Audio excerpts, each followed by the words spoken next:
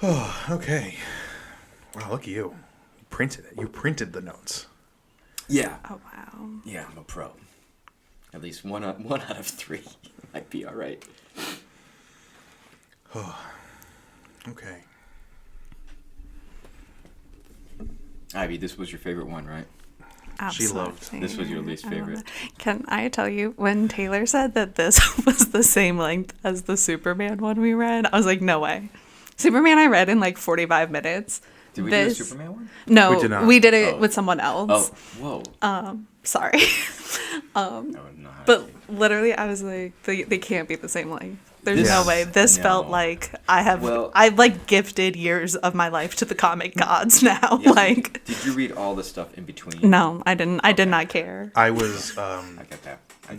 I used readallcomics.com, and there's multiple versions of this book on Read All Comics, and one of them is the actual graphic novel that has all the stuff in between. But then I lost that one, and I picked another one, and then I don't know. I didn't have all the in between, so I didn't have to hit that sandbox of like. So I'm the only one that did all the reading? So if you have any insights, I do have insights. I mean, on the interstitials. Is that what it's called? I don't know. That's what I'm calling it. I like it. Interstitials? Yeah. The interstitial. Interstitials. The appendices.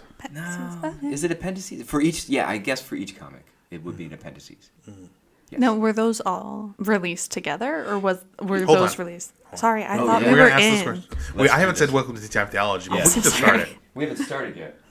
So we're going to do a delayed welcome to Tea Time Theology. Yes. Welcome to Tea Time Theology. My name is Taylor Wilkie. Today, I have our co-host, Ivy Swinsky. Hello. And our guest, Jonathan Malone. Hello.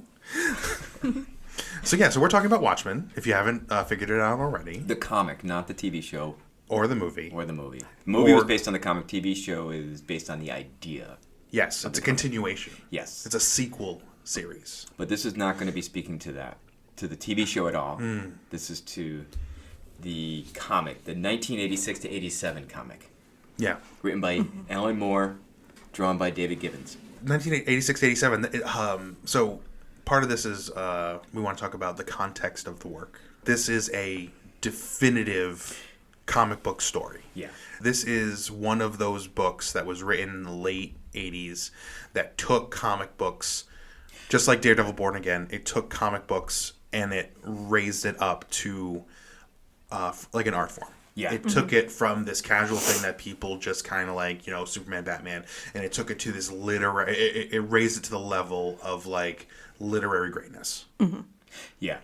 Yeah, I think I would put this on par with Mouse. As far as like graphic novels that transcended the genre to, like you said, literary greatness. It was a watershed moment for comic writing, and I think you could look at comics as before Watchmen and after Watchmen. It really greatly changed the whole industry in many ways that they continue to respond and react to. What stands Watchmen out from most other comic book stories, or at least superhero stories, is that I think the characters in this story aren't characters, they're people. Right. They're not heroes. They are people. Yes. And we're not looking at the hero part of their lives, this grandiose thing that they do, and they're virtuous and they're doing great things. These are people who are trying to do good, and they're, for the most part, I think, really bad at it. They are the most terrible grouping of humans. Right. Oh, that's fantastic, isn't it? I literally at one point I was like, I am rooting for the murderer. And I don't think that's supposed to be how you read this. But I do not care that any of them I think that's great. Not here. I think that's part of the idea. It is like really dismantling the idea of the superhero being untouchable, unimpeachable. Yeah. I think originally Alan Moore, when he wrote this, he wanted to use DC characters. He wanted Superman and Batman and Wonder Woman. I don't remember who the others were, but he wanted them to be the characters in this story. And DC said, no, you can't do that. But I will say, I feel like you saying that context, I think I would have liked it better if it were those characters. Oh, interesting. Because in general, when I am like reading books or engaging with media or anything, I will forgive a lot of things if I like the characters. Right. I am a very character driven media consumer. So the fact that I couldn't like any of them, I just there was something about these characters that weren't clicking with me. I think that's why I had such a hard time with this one. So I think if I went in, I know Superman, I know Batman, I know enough about them. Yeah. Right. That I think I could have enjoyed it just that little bit more. I think that the story would have been hurt by that. Yeah. I don't think Watchmen would have been what it is if we had gotten those legacy characters. Because people have relationships with those characters. People love those characters. Right. We don't have any previous experience with any of these people to know, and we're learning everything about them in the pages of this book. Yeah. And that's what makes them, I think, like I said, human, and it makes them unlikable. Right. Yeah. I mean, if Superman was like the Dr. Manhattan character, would we like Superman being detached and not caring? Yeah. Or if he was Vite or Ozymandias, I mean, would we? I think, we have a personal connection, and all of a sudden, Superman is risking the lives of hundreds of thousands for the sakes of millions. That's not the choice that Superman would make. Yeah. And that might, I know there's some great stories out there of alternate universes of Superman being born in communist Russia and being Red Sun. Yeah, Red Sun Superman, or also the Batman. If it's Thomas Wayne Batman who lost his son, but didn't. So we do have those alternate tellings. Yeah, absolutely. But I think most of the readers are allow that because they say, I know this isn't canon, but I know but the character, I think you're right. They have that connection with the character, that relationship with the character, so they can still go to that hypothetical kind of factual kind of thing, saying but I know this isn't true. Which anytime true, it's comics. Yeah, it's none of it's true. I was on the if you want to go and really wonder if Christianity is even worth being a part of, go on r/Christianity on Reddit. That place. Any place on Reddit can be that a lot. place is real bad, guys. And I guess someone posted something that vaguely resembled the Trinity. Okay. And they said, "Is this blasphemous or Okay. something?" There's a lot of I'm questioning. sure of 100 people say, "Oh my yes, God, this is in terrible." here. But it And was, then, but it was a Trinity, and then someone made a meme of it. Under it, it was like Squirtle, Blastoise, and Bulbasaur, and they said, "Is this blasphemous?" And I was looking at the the infographic didn't make any sense, what they were trying to say. But then I said, You added to the conversation? I did. I said, guys, it's Pokemon. It's fake. We shouldn't be worried about it. Also, Squirtle is best. And then someone commented under me, and they said, actually, Jesus is best. And I said, Jesus can't learn Hyper Beam. So, all I'm saying is that Squirtle learns Hyper Beam at level 35. Yeah, what about Charizard, though? Charizard's for casuals. Wow. Yeah. Well, that's who I am, probably. In the Pokemon Yeah. world. Yeah. And I'm okay with that. Hey, Jonathan, I'm a master. I am a Pokemon master. You got to be good at something. Everyone needs a hobby. My nephews, my nephews are really into it because they're all like, "We love Pokemon." And they're like, "Are you a Pokemon master?" I'm like, "Absolutely, Absolutely. Do you go to school for that, or is that a correspondence course? No, what happens is that you turn 10 years old. Okay. Someone hands you a pigeon. Yep. And says, "Here, take this and go fight animals with it." With your real pigeon? And then come back. Oh. Okay. So that's.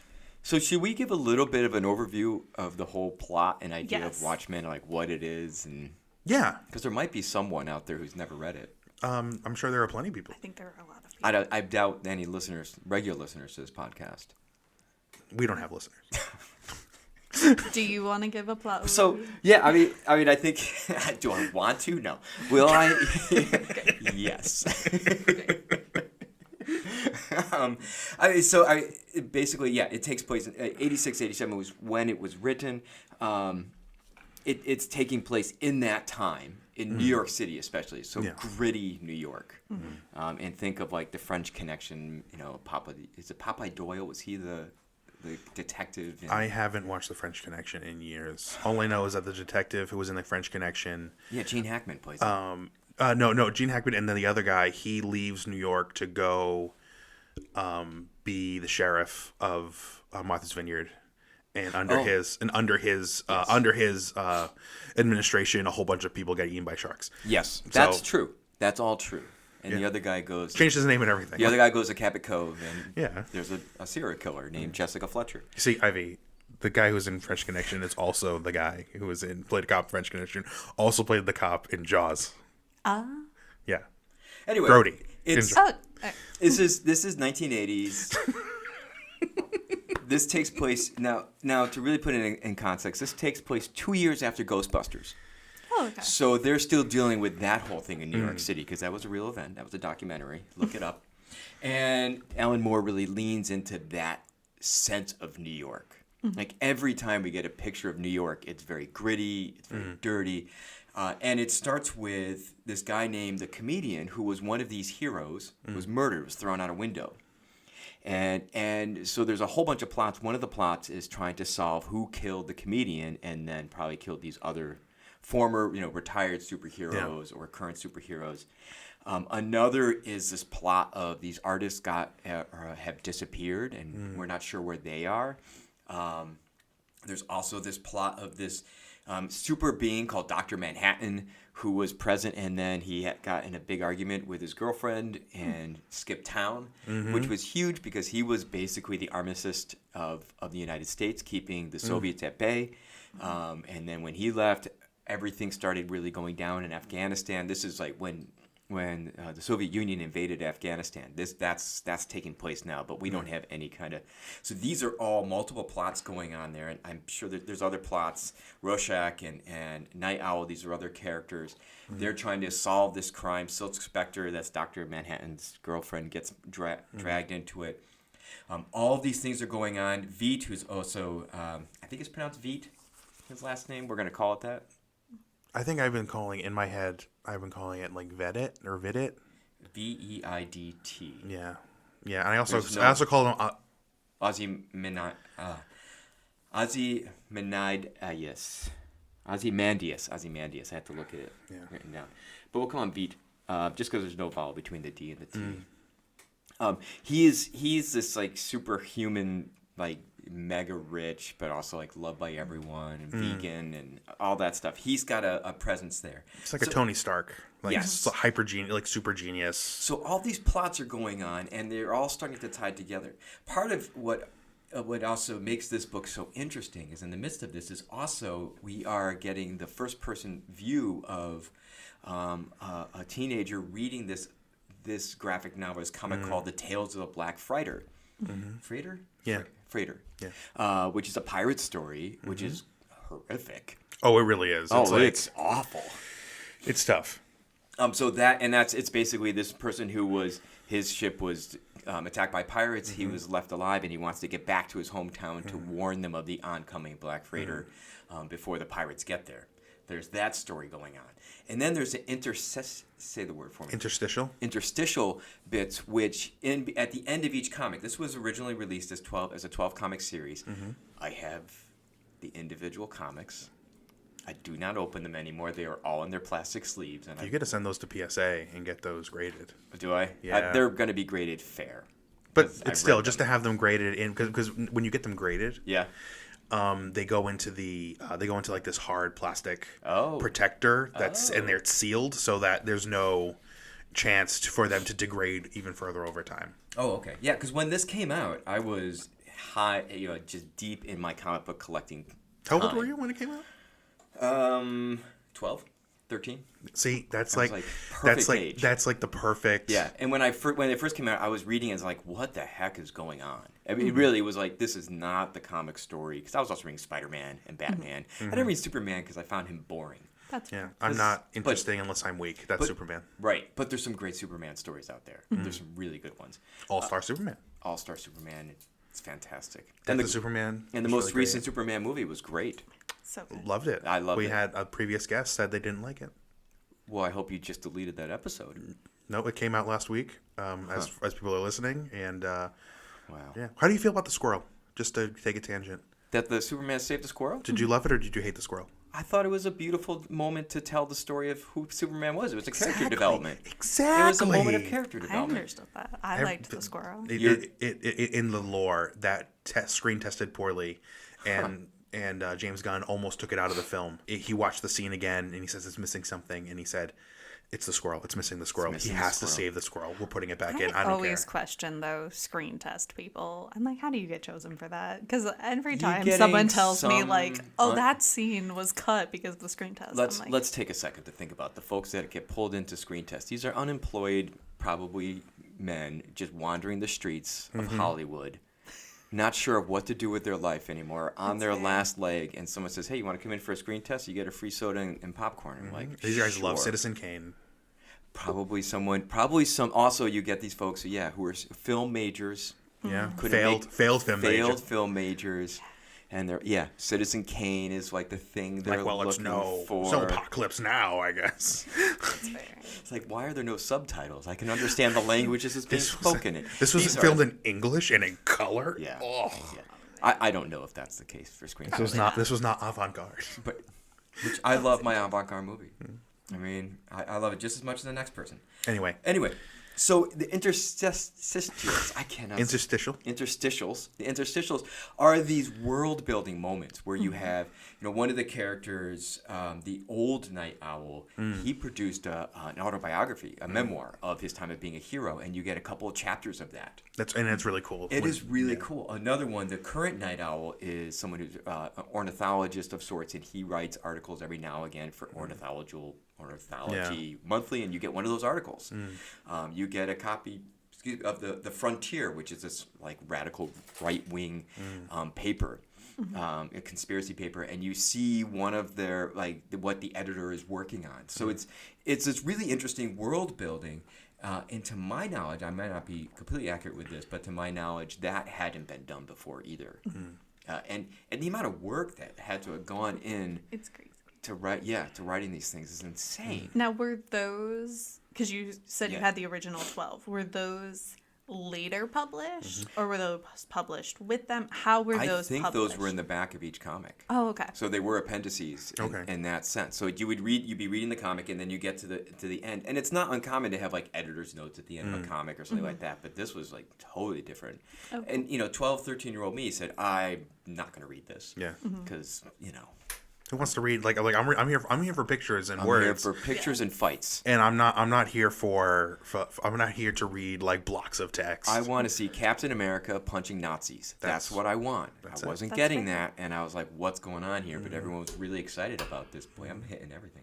So coming back to it and reading it, it's amazing world building that's happening. Just really, the variety of the genres of writing is really fantastic.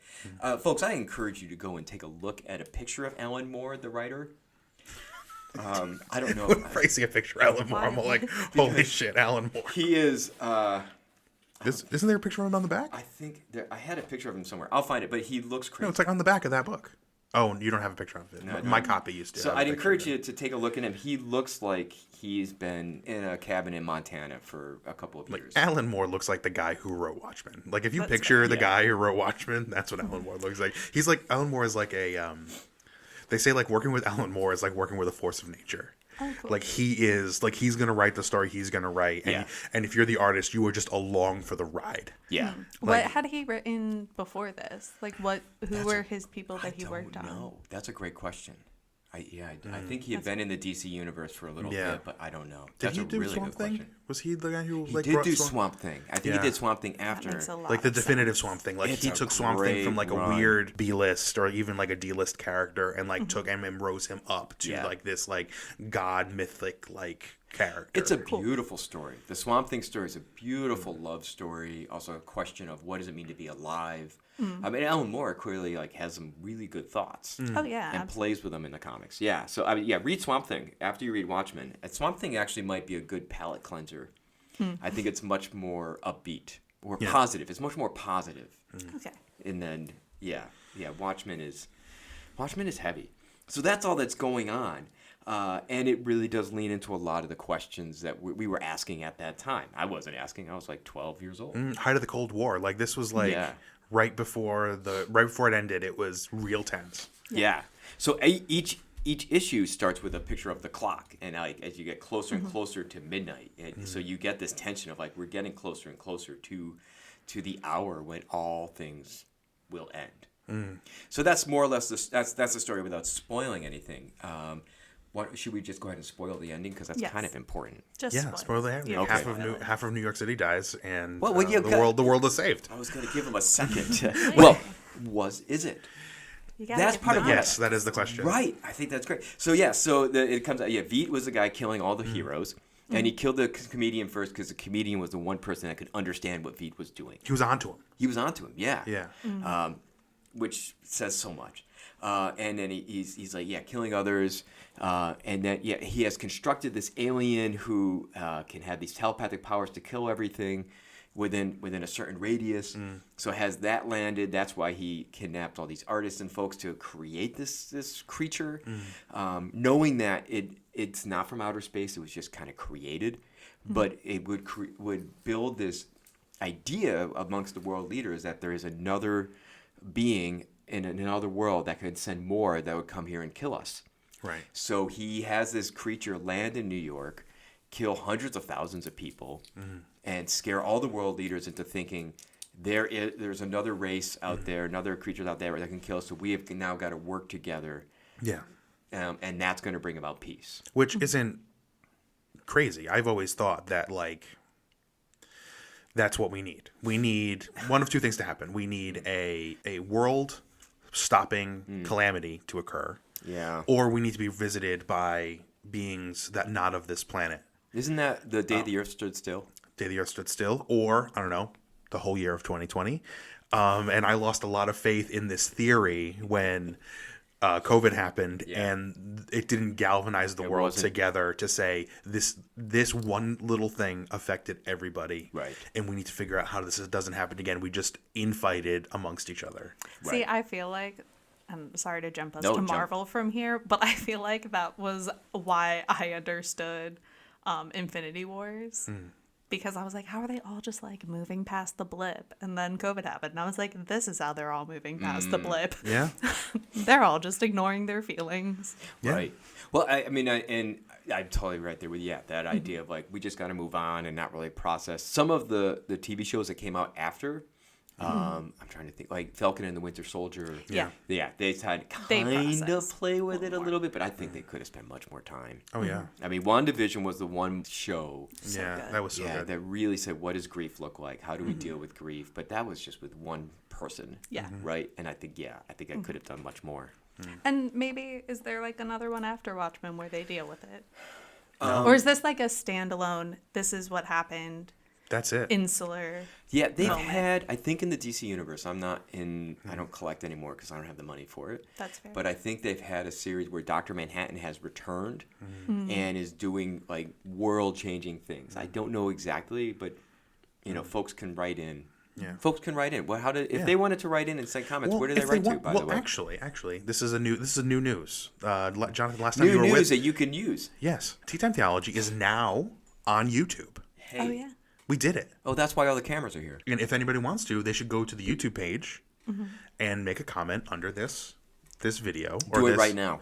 And say, tell us what we're getting wrong. I would really enjoy that. Tell us about Dr. Manhattan in the DC universe. Up until now, most of the platforms we're on don't have a very robust comment section. And I mean, the TV show that was on HBO did take place 20 years after. Yes. Right? Yeah. The premise that this setup was hypothetical counterfactuals, right? We are going to create this alternate universe where things that didn't happen, like Tulsa. I think that was, I didn't see the show. I understand that was a big part of of that show, of what it might be like in other ways. And that's a great way to play with just genre writing in general. Absolutely. Yeah, like in the show, like Tulsa did happen. Yeah. But like Vietnam was decisively won by the United States because Dr. Manhattan was there. Yes. To decisively win. Yep. And Vietnam is now like the 51st state of America in that show.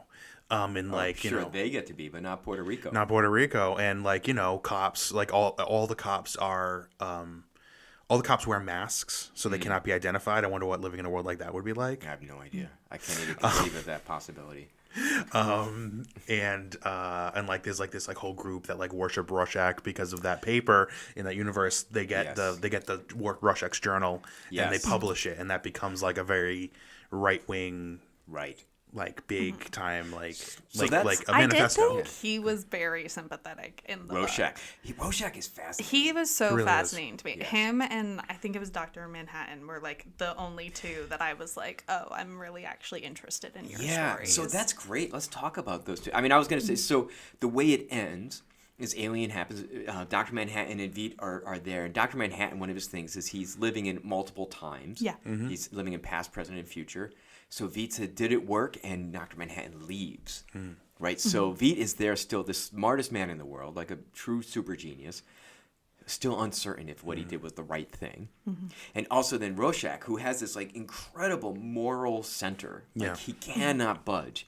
Before all this happens, like he says, I have to go and tell the others it's the right thing to do. And he knows that he can't tell he shouldn't, but he says, I have to. So he basically says to Manhattan, you've got to kill me. Yeah. And Dr. Manhattan kills him. But before all this happened, he set up his journal that he kept all these notes in, sent to I think it's the Frontiersman. Yeah. And then as it ends, the editor's assistant is trying to pick the story of the week to publish. And the journal is in that pile. And we're left wondering, does the journal get published or not? So, it leaves with these incredible cliffhangers. But so I think that's a great moment now to talk about Rorschach. And so tell me more about Rorschach and who he is for you. I think the part I found most fascinating was when he was in jail, like that whole chapter. Because I think what's interesting is, like you say, he has this like very moral center, but yet like no one believes him for the first like half of the book, where like He's crazy. They all think. they all just writing him off. Where I think is interesting because it's like if you know this person, which hypothetically they all were like on this team together and knew each other, you know what he's saying is truthful because like he has that moral compass. So then once he gets caught, which I also like just felt bad how he got caught. Oh, I know.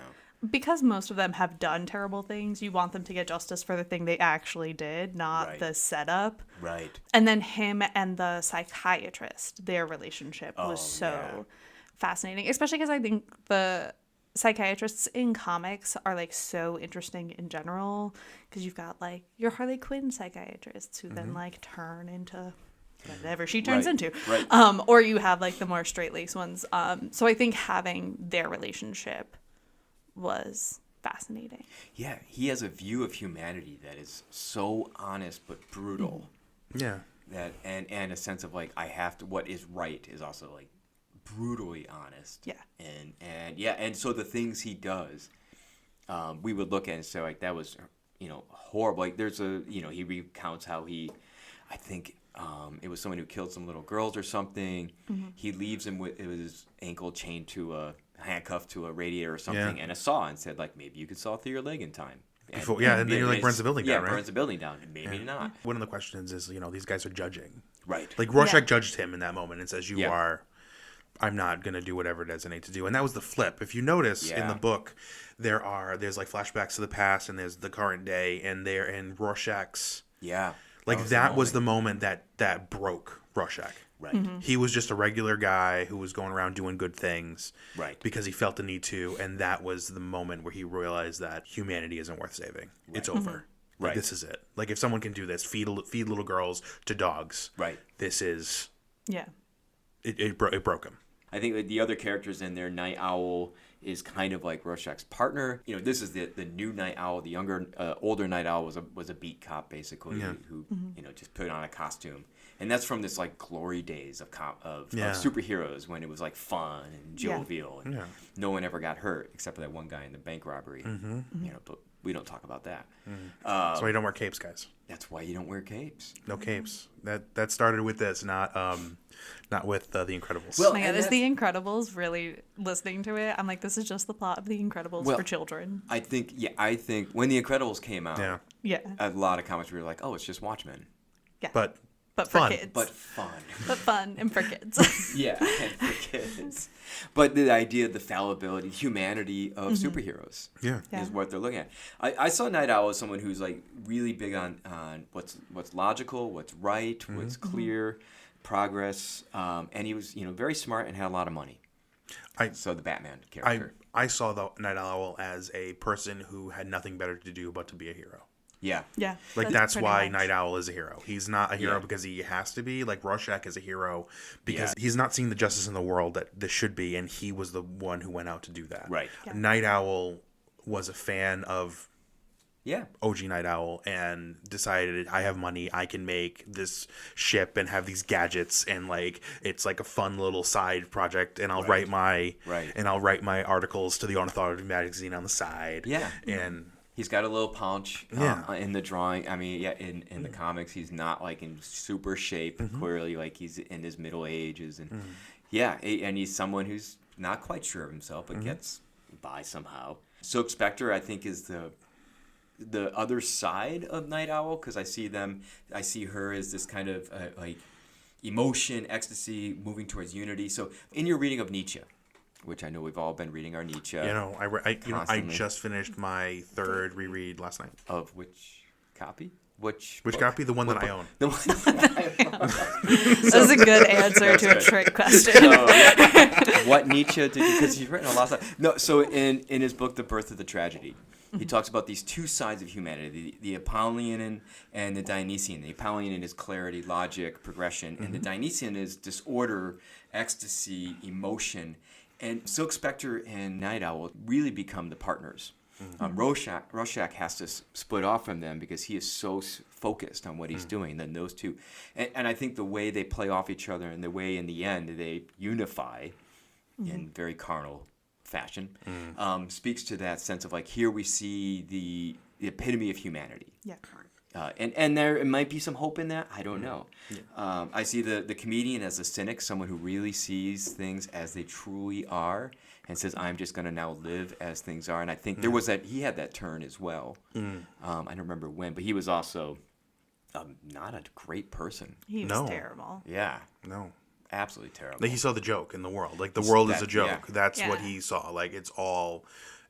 The comedian is everything's made up and the points don't matter. Right. Yeah. Everything is a construct. We don't need to live this way. You can literally live however you want, and there are no consequences. Yep.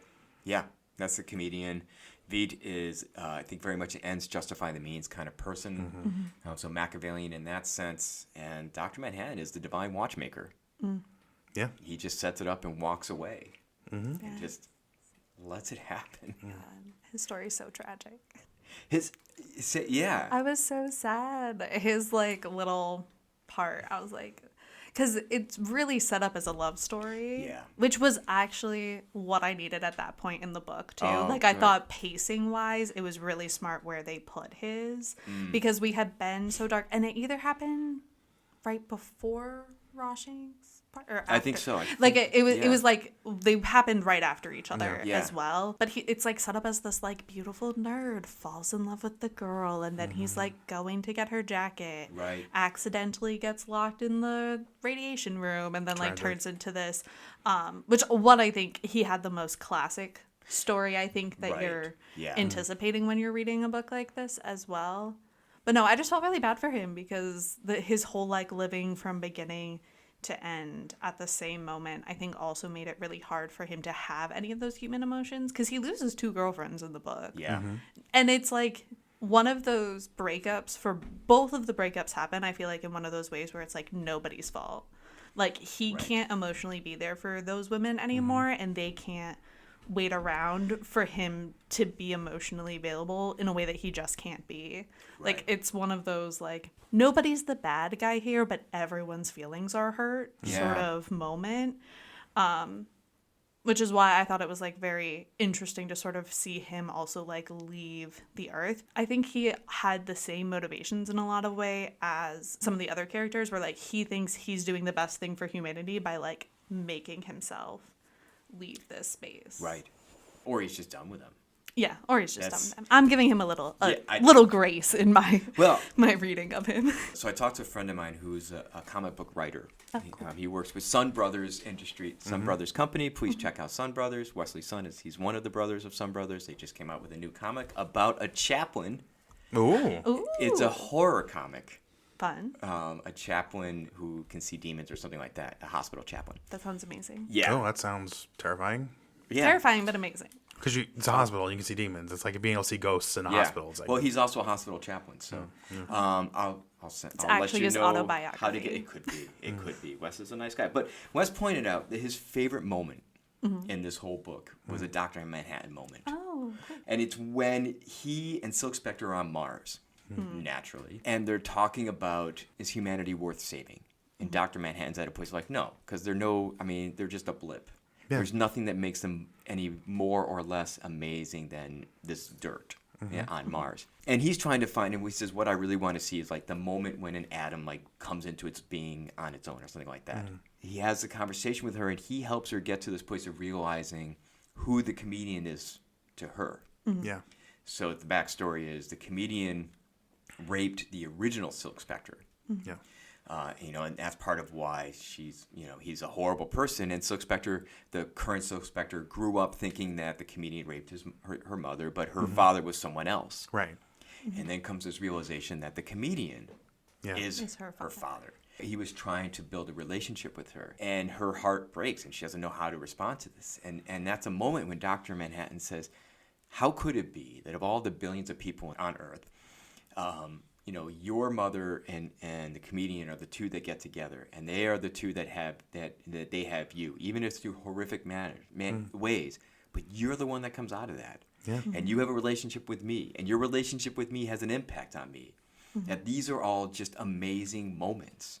That the randomness of it all is the beauty of the moment, and it's it's like great writing. It's one of those things. I missed it the first time. Wes had to point it out to me. So again, Wes' son Brothers, good comics. If you like horror comics, especially, he's really into that. It's this moment where I think, as bleak as this book is, and it is bleak, it's this moment where Alan Moore is saying, "But aren't we also amazing?" Yeah. That out of all these things, out of all these random moments, we emerge. So it was like a nice moment of hope. Yeah. That's not quite in the center of the story, but near, not near the end either. Like, it's a turning point because Dr. Manhattan says, I am going to return. Yeah. And do what I can. He doesn't do anything, really, but yeah, I mean, he does stuff, but he doesn't stop the alien, or it doesn't stop the murder of hundreds of thousands of people in New York City either. Right. So that's more or less like the story itself, right? Yeah. But you had some thoughts about that. I don't know. We've been doing so well, and I didn't want to stop us by forcing us onto this outline. Well, I mean, so one of the things I think about is, as I was coming here for this, I was thinking about the idea of heroes are often portrayed as godlike creatures, right? In multiple universes, storytellings, all of that, right? All of these heroes are flawed. Everyone. I guess the question is, just to bring it back to the theme of the show, of our show in general. Yeah. Where is God? Yeah. In this story? In reality, the allegory for God is Dr. Manhattan. But where is the divine presence? This story is just such raw humanity. Yeah. That I had going through it. I was reading 2-3 issues at a time, and I can see why getting this book one issue at a time, once a month, is is the way to read this. Yeah. You should not be reading this in one sitting. This is read an issue, put it down. Yeah, sit with it. Think about it for a month, and then pick it up, and then move on from there. But where do we think God is in this world? So I think the Christian response to this, because I don't know if God is in this world. I think Alan Moore would be clear, there is no God. Even Dr. Manhattan is not the kind of guy. He in the end says, I'm going to go and start a new world and see how that goes. Yeah, maybe I'll take a hand at creating life. Yes. And is that the kind of this God who's well, this one doesn't seem to be doing well, so I'm going to go elsewhere. That's why the divine watchmaker, which is this theory of God from, I think, the early 1800s, an Episcopal bishop came up with it, or some Episcopal priest, some guy, that God just kind of created everything, set it in motion, and then said, I'm going to see what happens. Just wound it up and walked away. I think a Christian response to this story is God is not in this story because God is not limited in these human attributes. Okay. So each one of these heroes, and they're heroes in quotes, right? Have they're flawed. They can only go so far. They're missing the bigger picture. And the view that we have of God is one that is not flawed. I think you could see aspects of all of these people in God. Even that aspect of like both Night Owl and Silk Spectre, of like this back and forth being rational and being logical, but also wanting unity and wanting emotion. I think that's part of who God is as well. But God transcends all of these. To say there, to not say like God is not, but you say God is all of this and without the limitations. And without getting into that place of that moral quandary that Rorschach is in, or that feeling of like, well, I can sacrifice, many for all. That Veidt says that's the right thing, or to say like, well, I don't need to be a part of this. This is done. That Dr. Manhattan says. I mean, that moment where Dr. Manhattan says, because of all these random things happen, you emerge. I think that's the moment where, if God's anywhere, that's where God is. Yeah. To say to each one of us individually, you are precious. And that's like Psalm 137. Fearfully and wonderfully you were made in the womb. Not to give this idea of predestination or, let's not talk about when does life start. Let's put those quandaries aside. But that God says to each person, you are wonderfully and in awe made. I think that might be the place where I would say I see God. But I also wouldn't want to, I'd want to say God is more than all of these things that we might project onto the heroes that we create. I like to think that this is just an allegory I thought up in the room just now. It's Okay. like we're like humanity and time and the march forward that we are on as a society or as a people or whatever you want to call it. It's a raging river. There is no stopping it. There is no slowing it down. But God is the person who will drop a pebble into that river and will divert it just that little bit to to change a little bit of the outcome. He doesn't do the big broad strokes. Right. Like he's not going to come down and say or do anything that will prove that he exists or prove that they are particularly concerned about an individual or even this planet, but it's kind of like a gentle nudge. It's a whisper. I was at church a few weeks back, and some guy preaching at the front said God whispers, and I don't know who that would have been. That's probably a lackluster message. It sounds like to me. So I love that imagery, that allegory, because it really speaks to a school of theology called process theology. I'm sure it's been talked about on this podcast. Why don't you just tell us? Just pretend like no one's ever. Yeah, I know what it is. But you tell me, so I make sure we're on the same page.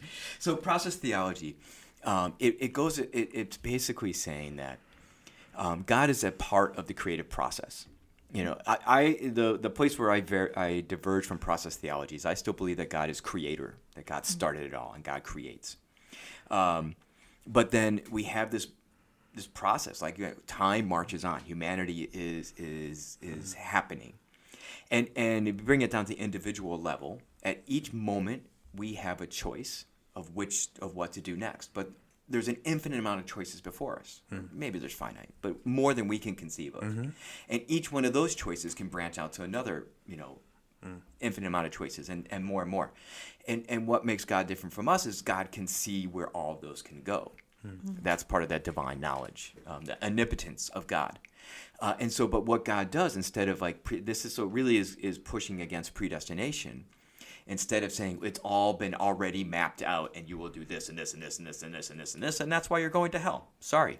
Or heaven. Instead, God, seeing all the options, tries to nudge or woo is what some of the theologians write. They say it's divine lure trying to get us to make the best choice that would lead us to the next best choice and the next best choice.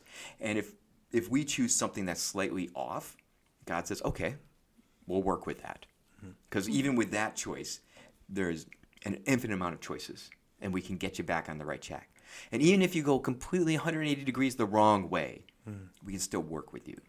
And I think God also does that with us as a people, with churches, with denominations, with movements, with cultures, trying to move us. And that's when we pray for our leaders. That's when I'm praying that God will be able to nudge or woo or lure.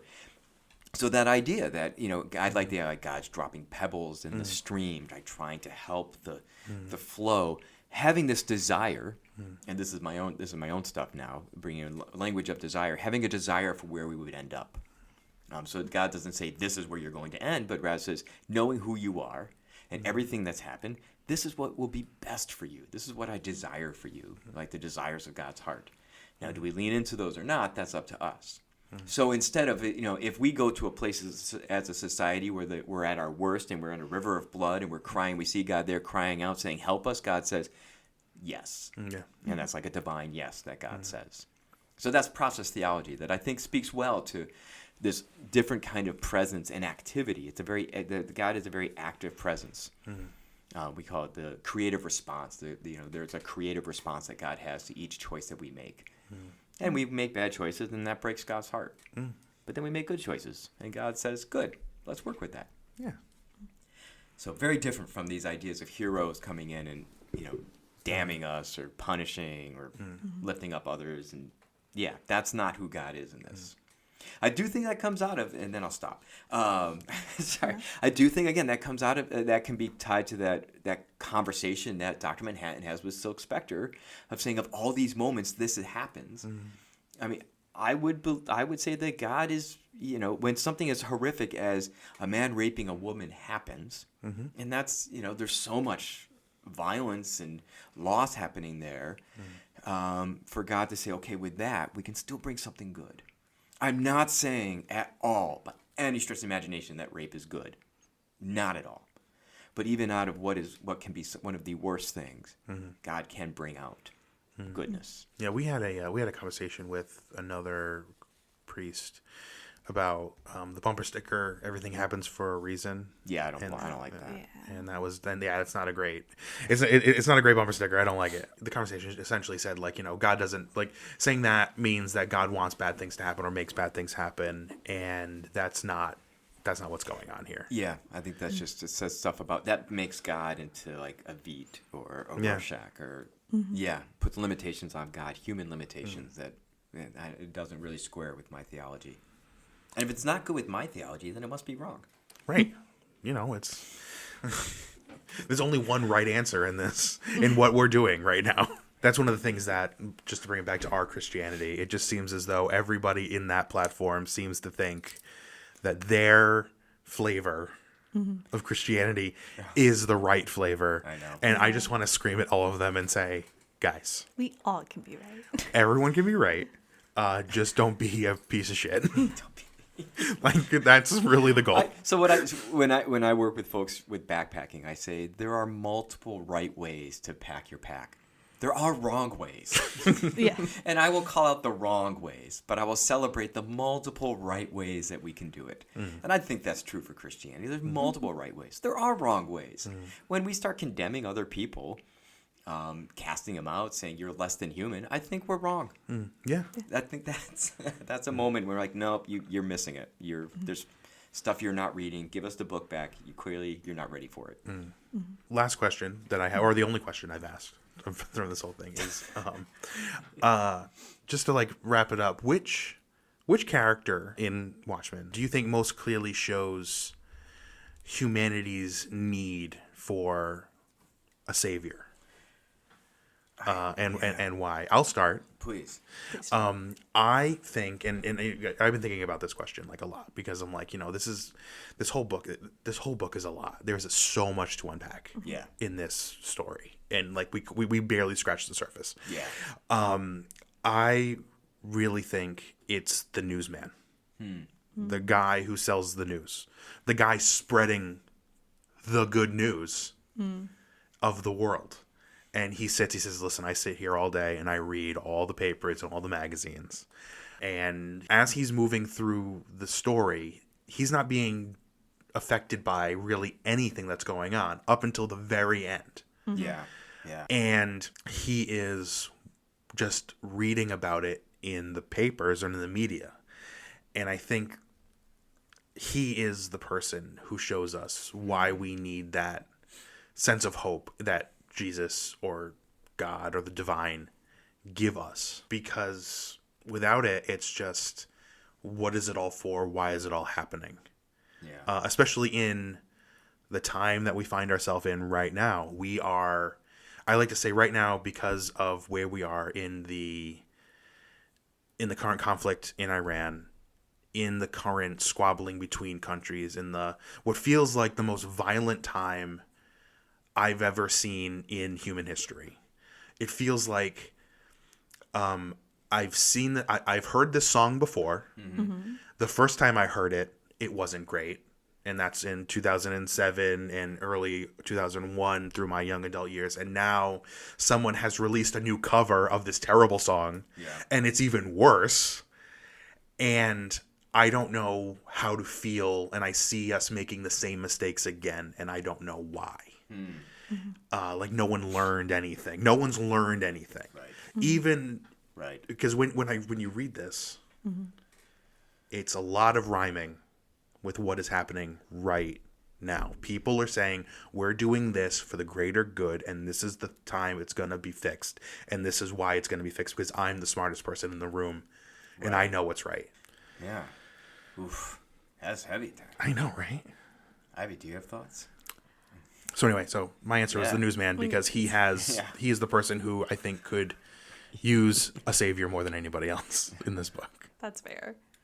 I like that reasoning. I'm gonna give a different character just so we can have a different character to Good, talk great, about. yeah. And I think I'm gonna choose Edgar, who is the supervillain magician. Oh, Edgar. Yeah. Oh, I feel for him at the end. His story kind of, to me, is what happens slightly when a savior does appear, because he was the supervillain. I mean, I don't think we ever get deep into what his supervillainy was. So maybe if I knew what that was, I would have different They'd feelings. never share it. But it sort of shows that he was able to be this awful person. He was able to have this thing happen to him, which is he gets diagnosed with cancer. But then he realizes a little bit, I think, of how to be a better person. He's helping with the investigation. He's Yeah. I'm not here to hurt the Watchmen. I'm not trying to do anything to them. Let me help you as much as I can. And then his death is then used as the trap for Rorschach. Right. So I think he's interesting because we get a taste of what could happen when people are able to be redeemed, even though his story isn't super long. So we get that sort of taste, but we also see why you need more than just what humanity can give. I like that. I like that view. Yeah, he was ready. Yeah. He was ready for Jesus. If Billy Graham preached, he would have walked right up there and said, I'm giving it all. I took a little bit of a variation on what you said, Tyler, because I think not just the newsman, but that whole community. Yeah. It's because you also have the two women who are married but not doing well. You have the psychiatrist and his wife show up there near the end. You have the kid reading. I think it's Rorschach that shows up and says, "Is the new frontiersman in yet?" He's holding the. He is. Yeah, he's the who watches the Watchmen guy. Yeah, he is the. So I think we have moments of violence, but also moments of hey, come on, help out each other. So there's moments when they're good and moments when they're not, and they're kind of just saying, and then they also were constantly going back to what's going to happen with Afghanistan, because that's a storyline in the background. That Russia's marching in, and are we going to have? Is there going to be a nuclear war? Is there going to be a nuclear war? To have that foreboding always lingering there too, I think speaks to humanity. So I think that they capture humanity and also the need for that savior is that they're trying their best and getting it right sometimes and getting it wrong a lot of times, and take the heroes out. That's where we are, and that's where hopefully Jesus meets us. Hopefully, I think so. Yeah. Yeah, that definitely that last bit right before the Ozzy does whatever he does. Yeah. is the moment where I think God is present in the book. It's where something is happening on the street. The corrupt cops see something happening and they say, "Stop! We need to help these people." The psychiatrist is there. He needs to stop. He's like, "Hon, I can't. I love you, but there's something going on over there that really needs our attention." Yeah. Even the newsman stops, and the kid, and all of that, and that's I guess that's where I would say God is in the book. Yeah. God is in community. God is in community. Nice. Yeah. Great ending. Great ending, guys. So yeah, I would say final thoughts, but I feel like we would just talk about this for the rest of Yeah. the day. So Read comics, folks. read comics. Well, just read. Yeah. Just read. Love reading. Yeah. I'll say George Crumb did a version of Genesis that I can't recommend on this podcast, but it's amazing. This Okay. is George Crumb who did. I think is it George Crumb who also did Fritz the Cat, the cartoonist. It's an adult version of Genesis. Interesting. That's why I can't quite recommend it, but there's another comic version of the Bible Oh, cool. in all of its glory.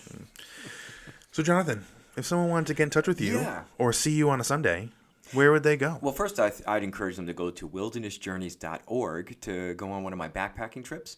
And I'm taking people right now. You can sign up. Right now, you can sign up for a backpacking trip in New York or Wyoming or maybe California. I don't remember. All around the United States. Or you can, if it's not June or not July or August, you come to St. Luke's. Go to St. Luke's anyway. St. Luke's Episcopal Church in East Greenwich, Rhode Island. For all those people who are listening in Connecticut, and you can come at 8 o'clock for the 8 o'clock service, 10 o'clock for the 10 o'clock service. Sometimes we do the 10 o'clock service at 8, and sometimes we do 8 o'clock service at 10, but we don't tell the folks when that's going to happen. It's kind of a surprise.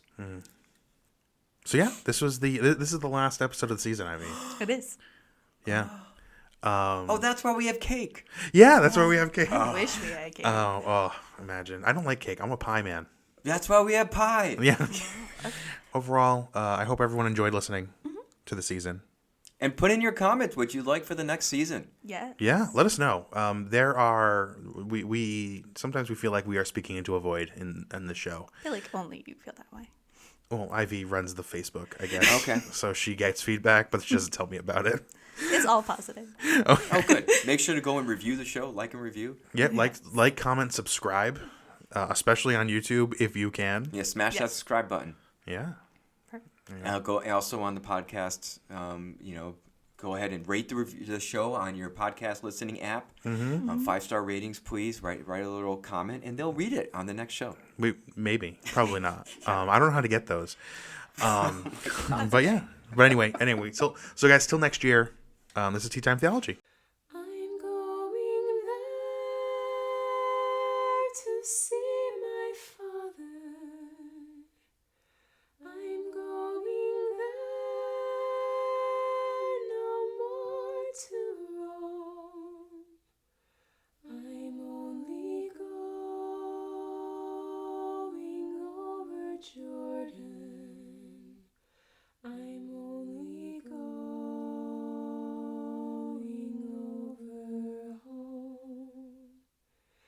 I'm going there to see my Savior, to sing His praise forevermore. I'm only going over Jordan. I'm only going over home. Thank you for listening to Tea Time Theology, a ministry of St. John's Cathedral in Rhode Island. We would like to thank our producers, Ivy Swinsky and Taylor Wilkie. Special thanks to Mariah Akande and David Hines for this season's music. Additionally, we would like to thank our sponsor, the Episcopal Diocese of Rhode Island, and the Right Reverend Nicholas Knisley, as well as our guests today. Follow us at Tea Time Theology on all social medias.